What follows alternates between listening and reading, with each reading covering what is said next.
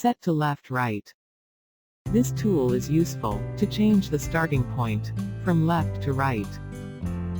Here we have some objects. All objects are start from left side and end at right side.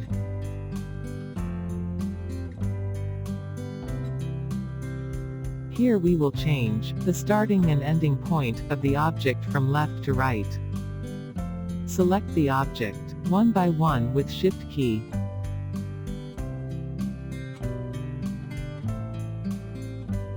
Press Set to Left-Right button with Control key.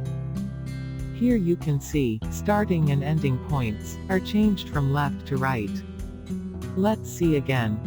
If we wish to change starting and ending point from left to right of the alternative line, then select Alternative Line.